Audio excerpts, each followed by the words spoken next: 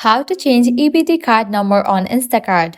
Hello everyone, this is Lisa from Create, Login and Delete. Now let's get started. Launch your Instacart app. Make sure you have already logged into your account. You will land to the home page.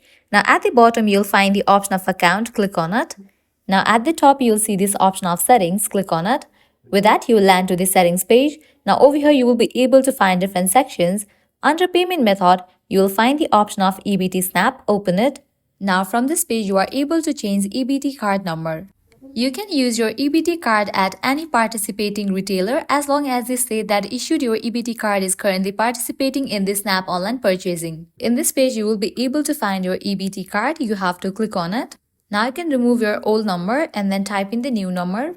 Once you type in, click on the option of save, and with that your card details will be updated. So this way you can easily change EBT card number on your Instacart account. At the end, if you guys find this video helpful, don't forget to like, share and subscribe to our channel. Thank you.